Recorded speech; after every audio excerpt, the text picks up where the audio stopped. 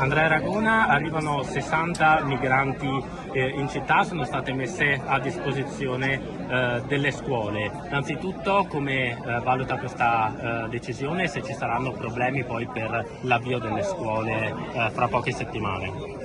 No, l'accordo è con la prefettura di dare questa disponibilità di una palestra per 60 giorni per 3 settimane prima dell'inizio della scuola, e quindi non ci saranno problemi.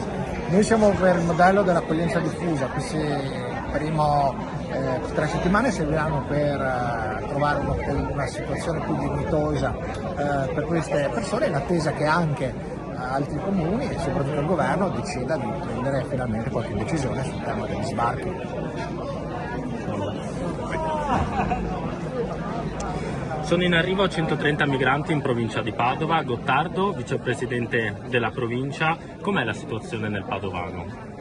Abbiamo appreso dal Presidente della decisione concertata insieme alla Prefettura di accogliere questi profughi e collocarli in alcune palestre del territorio. Circa 40 andranno nella palestra di Selvazzano, che è una palestra comunale della scuola Cesarotti, e un'altra quarantina saranno collocati in una scuola invece della provincia, il San Benedetto alla Norcia, Duca degli Abruzzi, in zona brusegana.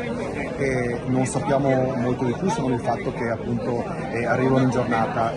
L'augurio è quello, auspichiamo che siano rispettati i tempi e modi di questa accoglienza. Oggi siamo il 17 di agosto, non soltanto il 13 di settembre inizieranno le scuole, ma ancora di più il 1° di settembre gli insegnanti prenderanno servizio a scuola, per cui l'augurio è quello che insomma vengano collocati con dignità in altra struttura prima dell'avvio dei lavori dell'istruzione scolastica. Infatti il sindaco Giordani, nonché il presidente della provincia, ha chiesto fortemente che non vengano allestite tendopoli né grandi centri di accoglienza. Sì, la collocazione di questi 130 profughi che adesso vengono collocati, come sappiamo, come abbiamo appreso, nelle palestre, dovranno essere collocati sul territorio, ma le scelte dovranno essere concertate con il territorio, condivise con i sindaci. È impensabile che vengano destinati all'insaputa o senza la collaborazione dei primi cittadini, perché ovviamente